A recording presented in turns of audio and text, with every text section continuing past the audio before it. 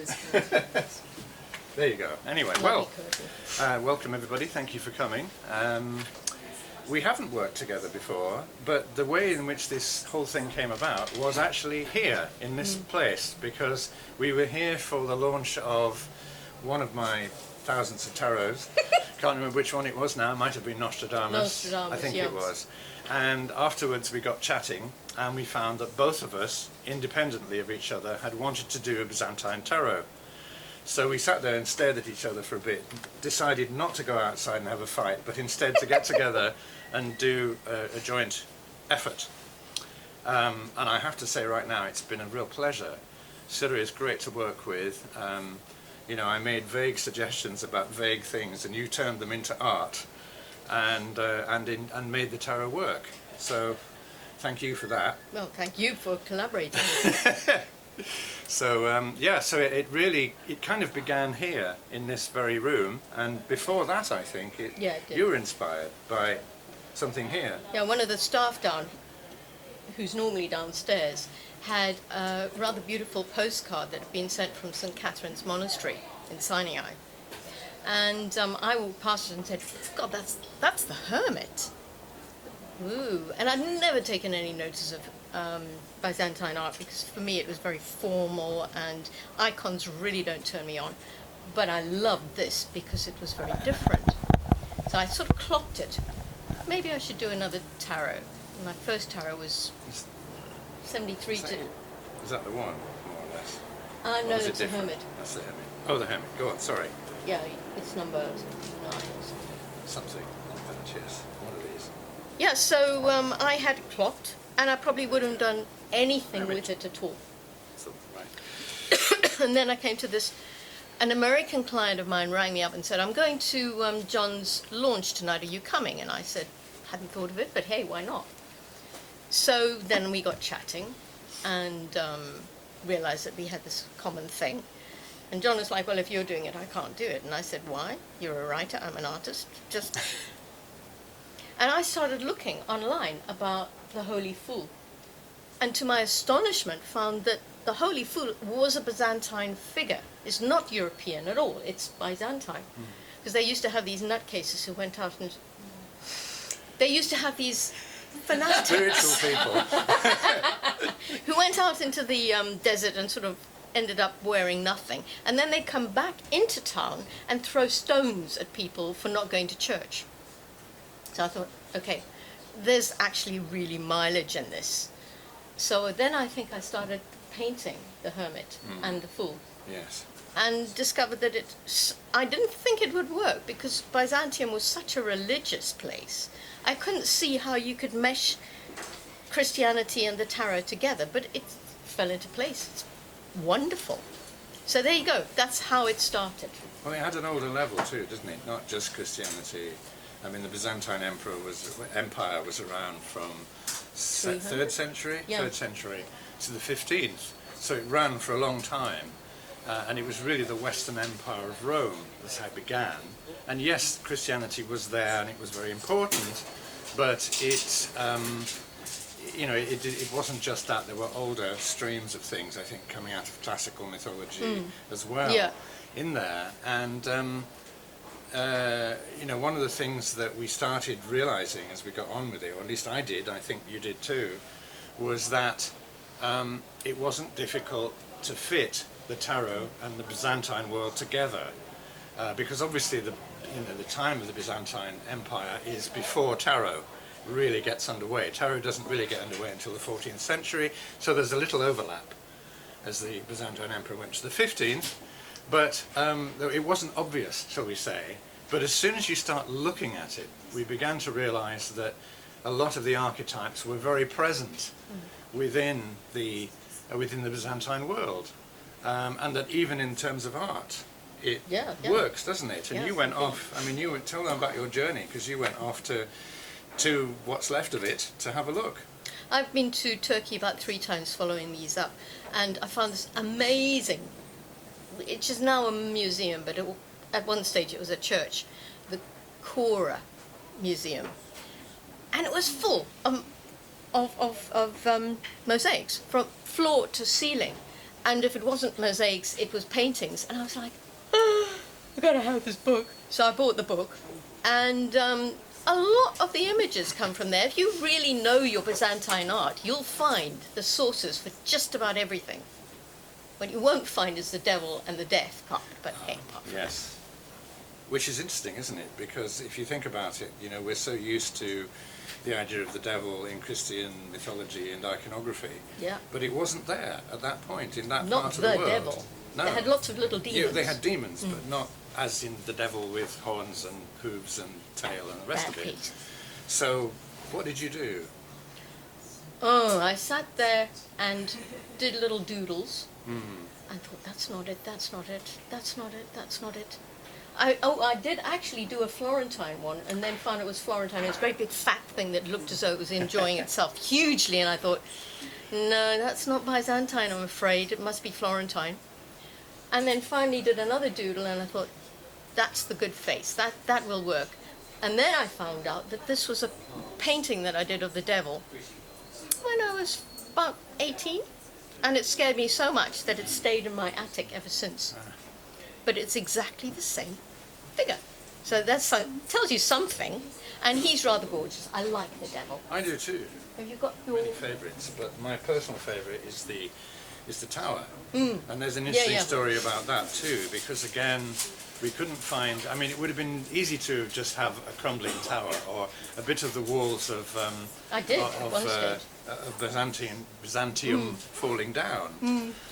But in fact, what you came up with was even more interesting, I think, and in the end it became for me, oh, there's the devil, by the way.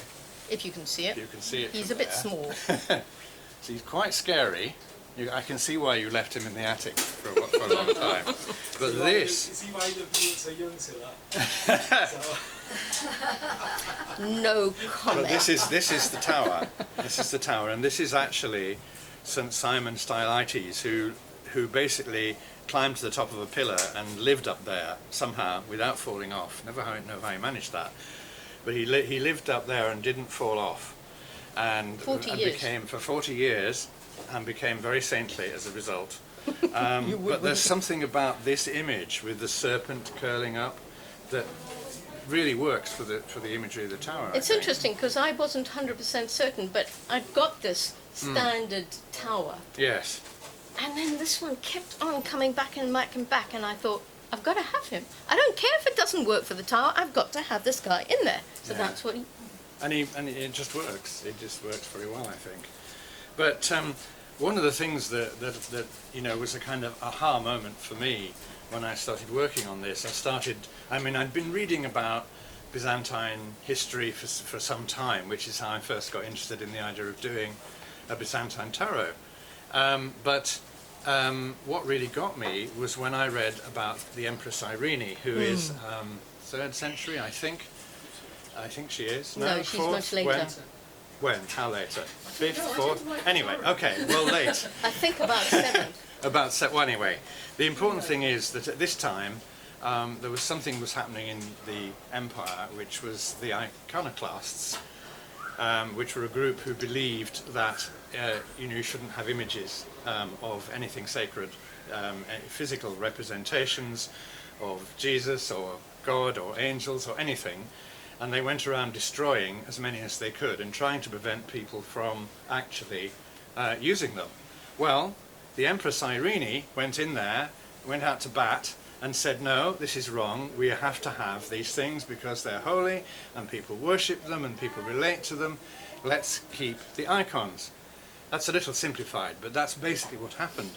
And I really think, in a way, and I know this is pushing it a little far, but I think if she hadn't done that, we might not have the same kind of iconography or images and symbolisms that we have today. It would probably have come back in somewhere. But I like to think that maybe she had a little to do with the fact that we actually have tarot, because these images are old, and in fact they originate not long after the period when the Byzantine Empire was coming to an end. So it's very possible, I think, that these things were, she was partly to do with that anyway, I think. Yeah, and I think that at the end, there were people coming out of the Eastern Empire Yes. and moving back into, say, Venice.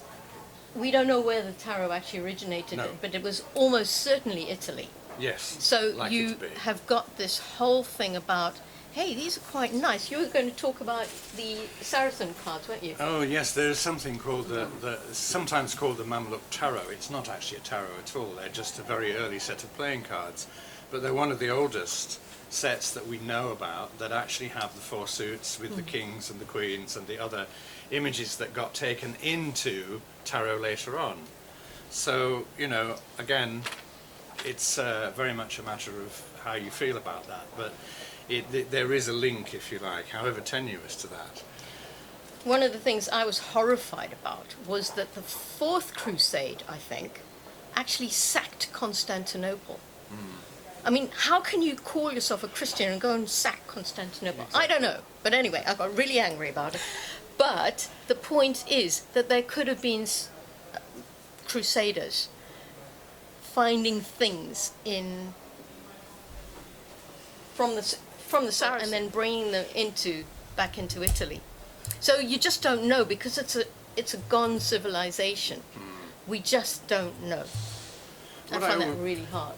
What I always feel about any tarot that I worked on, or any tarot indeed that I own, is that even if it's something that you know intellectually, if you like, isn't really, a genuine ancient thing in all probability, the fact that the icons, the images, the archetypes are there is in itself significant, because the tarot drew on an immense history of traditions borrowed from all over the place, and who knows when they came together, and who knows who brought them together. It probably wasn't one person at all, it might have been several, but at some point it all coalesced. So that's why whenever, if you're working on something like this that has no known historical connection, if you can find the archetypes, then you're halfway there. Well, look at the Emperor and the Empress. Where did they come from? They certainly didn't come from the Holy Roman Empire. They did not. And never could you find a more empire-like, if there is such a word, That's right. Set of characters than the emperors and empresses of the Byzantine world were absolute. I think there were 80 There were emperors. 80, quite a lot over time. And it was subtly different from the Roman Empire, because of course it drew on Eastern sources as well. It was right on that borderline. It was not like where Rome was, which is right down there, far away from the Middle Eastern world. It was much closer. So you got imagery of that kind coming in as well, and I think that's reflected in the way that the art that you found and the images that you found. And I think that we should say something about the fact that primarily the major cards are taken from the mosaic, big, huge things, and then the minors are taken more from the manuscript tradition to some extent. Is that Well, fair I would enough? dig wherever I found. Yes, yes. But in the minors, I had 56 minors, and I was like... So I would look at just about anything. I bought lots and lots of books, and I was like, that might do for the 3. Yeah, he's a good figure for the 3, and then I would do that.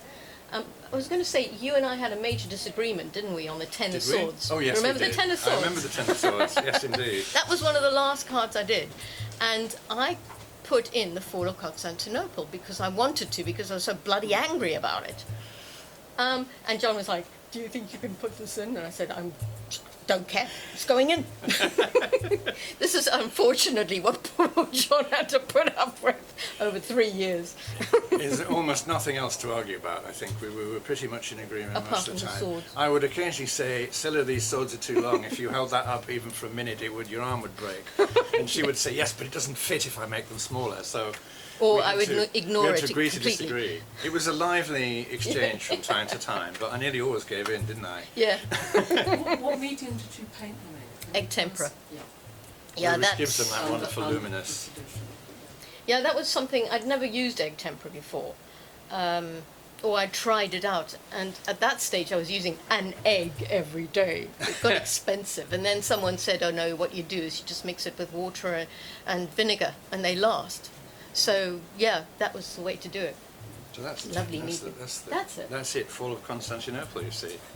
But she there's won. something very interesting about using them because, I mean, obviously icons are painted in rectangle. Yeah. And they're spoken of as being windows into heaven. But obviously we're not using them for that purpose, we're using them for divination. But they still Windows do, into something. But they still do that job. That's Yeah. what's so interesting. Yeah, absolutely. No, I found the process of painting that deck just fantastic, you know? I wasn't expecting it. I thought it would be a drag, but it just got more and more and more fun. And you started off using gold leaf, didn't you? Well, I think I thought I might, but I think it would I think still a couple be, of them you know. were. Yeah, you'd still be working, wouldn't you? I did gold paint because that was easier. Right. Yeah, and I was working really small, about that big, with a magnifying glass right through. Yeah, because they are. The detail is amazing. You know, I love that. Like all good tarot cards, the more you study them, the more there is to see. Yeah, they're not and digital. The more deeper meaning. So, but no, it's been a pleasure working on it. Yeah, absolutely. And I must say, out of all the tarots, this is probably my 10th or 11th, I think, now. And out of all the ones I've done, I always try to push the envelope a little bit and not just make them. They can't be just Rider-Waite clones with images slapped on. Except occasionally, but and that doesn't mean they're not good. But I mean, I always personally try to make there be something there in the imagery, in the meanings that's a little bit different. And I think this time we managed to catch some of those things as we went along. You know, they're not just straight, but the nice thing is they are similar enough for you to recognise them. And I've already been told, I'm glad to say, by several people that they are great to read with. Because you can look at them and you can see, you know, what they are. You can recognise the card. You don't have to go and look in the book to see what it means. There which isn't does an sometimes S&M happen. card and Rider-Waite. There isn't mine. That's true. Well, we won't go into that. No, that was actually a really difficult card to paint. It was. It's the 5 of Swords, and I've got this guy has with to be a a sword. horrible face. I think he's holding a woman. There you go. That one. That one. No, this one. Oh yes. Oh yes. This is a quite uncomfortable card. And she's a slave, because they did have slaves. Yeah. And I really didn't enjoy painting that. I was like, No. why are you doing that? And the fact he's wearing a mask as well makes him even scarier. He's but horrible. It's like he's hiding behind that power. The other thing we did was to find that the suits worked very well by organising them around the idea. Well, I thought they did. Organising them around the idea of the Byzantine court. The Byzantine court was incredibly complex, and in fact, to this day, if you call something Byzantine, it means very complex, usually very treacherous, usually lots of backstabbing, and certainly the Byzantine court was full of that. So, you know, it seemed to fall into place very well. They were very into money, so we were good with the money people. They were very into warfare, so we were good with the war. Easy. What else did we do? Well, the coins. The coins. They're fantastic. Yes. The one I had difficulty with was the staffs, because you know, it would make more sense to have them as nobles or something. Could have. But I wanted to have them as sort of just about anything. Peasants up to court officials. My favourite, though, is the 5 of Discs. 5 of Which discs. Right, you okay. won't get all the We'll look for stories, it. unfortunately, but the 5 of Discs has got all these rather splendid eunuchs. The court was run by eunuchs. Yeah. And they are facing each other off. One of them's got light gold, and he always dresses in light gold, and one of them has got dark gold, and he's only turned up today, and they are not happy. No. 5? Yeah. Not 5 discs. 5 of sword. No, wait a minute. Thank you. We were talking about staffs, so it must be. The idea, of course, here You've was... gone past it. I have. Where is it? There we go. There we go, There. that one. Oh, yes. Yes, a bunch of miserable people all going, you know... You dressed in gold. I'm in charge, you know. I'm in charge. You should be, Bow you down know, in front you of should me. bowing to me, because there was a tremendous amount of jealousy Rivalry, and yeah, infighting that completely. went Especially on the for whole the time. eunuchs. It's really good. Especially it's for the right. eunuchs. Well, I mean, it's Westeros. Well, that's a thought. That is a thought, most definitely. Well, it must have been actually Westeros multiplied by 10, I would have thought. Pretty much. I mean, you know, you didn't last long unless you No. were very, very good at it. So there's lots of stories of people who are in charge of the administering the money side of things, who mysteriously disappeared to be replaced by someone else, and a lot of jealousy, a lot of fighting going on all the time. But our Magus, he's really interesting because he managed to live through at least 5 emperors. Now that must have taken some doing. He really did. There he is. Michael Celis. Michael he Celis. is actually a magician. There's a book by him still around on the conjuration of demons. It is, yeah. Something like that. Which is extraordinary. Amazing. You know, there are a lot of texts, in fact, from the Byzantine period Really? that deal with magic. You know, Which so we they were don't well hear aware about. of that anyway. Shall we stop? So which was, can you repeat the name? What's the card? Magus, the Magus, yes, number 1. The magician, in other words. There we are. Yeah. That is actually Michael Celis' image of, with his implements at the Yeah, ready. that's mine. And a you rather know. tiny Shall wand. we But stop if never. anybody wants to ask any questions? Yes, absolutely. Yeah. I was going to do that, otherwise we'll rabbit on all evening. Yeah, yeah, Not that's a good true. idea. So yes, over to you. Anybody's got any? There is a tomb, Yes. and on that is laid a sword. It's enormous. It's enormous. Okay. There you go. Fabulous, thank you. Well, I don't know if I And can then find the this. Let's see if I pictures can. are- It's not one of those So swords. it's a sort of It is. procession. Yeah. Here we go. Oh Great. no, but they will do that. This is the one. This is the one I was thinking of. Right. Two Yeah. of swords. I did a reading with that this morning and said, you know, John thought it was much too long, but I'm saying he was showing off. Well- Look what I can hold. All I can say is, if you've ever held a sword that long, over You won't your be able head, to do it. No, you wouldn't that's be able right. to do it for more than a couple of seconds, even if you were showing off. So yes, I know there were obviously double-handed swords which could have been used, but you know, Maybe in this they just wanted instance, to show that that's how they were very strong and all the rest of it. But possibly. There's a whole story in that as well, you know. Yeah, there's every card tells a story, but one way or the other, doesn't it? Because I remember you'd often send me No, that's little right. kind of, this is the story of this card, and I'd always try to work that into the description of it as well. But so that was fun indeed. No, it was fun. Any more? Who knows? Any Yeah, any more thoughts, questions? Comments? Yes. You talked about how the devil card was a difficult fit for what you knew of the Byzantine era and art and society. Were there any other cards which Oh, Cosmos. either were not an easy fit or led to some great discovery that you didn't know of before? Well, for me, Cosmos was a difficult one because Cosmos is the world and is usually male and female. In mine, I wanted a male and female, but it just didn't work. You can't have a nude Cosmos. I'm sorry, you just can't do it in Byzantine iconography. So I thought, or I'll try and make a fairly fluid figure. And I don't know, he may be a bit too Christ-like for some people because he's certainly in this Well, there's a nice sort of mandorla. in the mandorla, but there's something quite kind of feminine about him too. Well, I so you hope really so. have combined, I think. Oh the yeah, and one two. of my friends said, "What are those little Teletubbies doing around the altar?" I haven't really spoken to her since. I don't think anyone would ever dare call the cherubim Yeah, she's a pagan. She knows nothing. Oh well. There you go. I will say one thing though. This is not really a Christian deck. A lot of people I will hope see not. it as that way, and some people have even slightly objected to the fact that it seems too Christianized.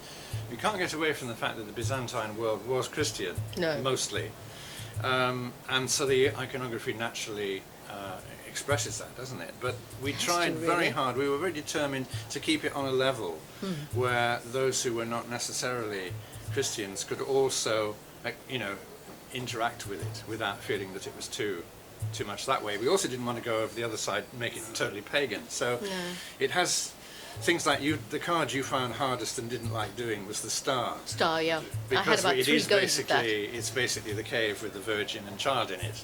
But of course, I was just thinking, well, there are lots of stories about virgins and child long before Yeah, Jesus. absolutely. So therefore, it isn't just that. It's Mithras. It's any of those stories. So, Does did Mithras have a mother?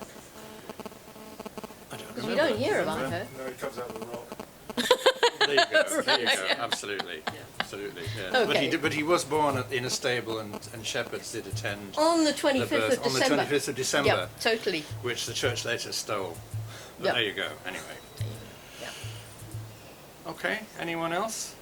Liz, you look confused. No, I'm not confused. I thought you were looking cross. Are you looking cross? No, that's right. Good. Far from it. Right. I was just trying to remember, I think that for Yeats, Byzantium was the perfect marriage of cultures. So Yes. to that extent, Byzantium is not, although it was a Christian culture There in was some a ways, there was mixture. that kind of eclectic mix, I think. Absolutely, and I'm glad you mentioned Yeats, in fact, because I was thinking one of the things that's always been special for me, and where, if you go trace this back, I can't think of the moment when I first thought, wouldn't it be great to do Byzantine tarot? But I know I've always loved the word Byzantium. Yeah, me There's too. something mysterious about it, and it's the Yeats poem. It comes up all over the place in literature, and there's something about it. The city, you know, if anybody knows Charles Williams' work, which is all Yes. based around the city and the idea of, in his Arthurian poetry sequence, which is, I recommend to everybody I get a chance to, one of the great works of the present time, is all set in the Byzantine Empire. And Arthur is part of the Byzantine Empire, and Britain is part of the Byzantine Empire, and there's a great forest which separates Britain from Byzantine. And it's actually, in his organization of things, Byzantium is the navel of the universe, not Jerusalem. Yeah, that's what I was going to say. It's that Byzantium is, presumably for him, an archetype of Yeah. something. So there's just something about that, you know, whatever else has come out of this, I'm so happy that I actually got to work with the idea of Byzantium itself, which is Me great. too. It's been really enriching for me. Any more questions, or are we out of time? No? Okay. Otherwise, I think, are you willing to sign the Of text course, for anybody? absolutely, yes. Absolutely, yes, special signatures all round, and Shall we draw a line there and then perhaps talk to Cilla and John individually, sure. rather than as a mass? Well, we're here until 7, so, you Thank you for know, that very interesting talk, thank you. and hopefully you can enjoy the next phase of the house. I hope Thank so. you. Thank you. Thank you.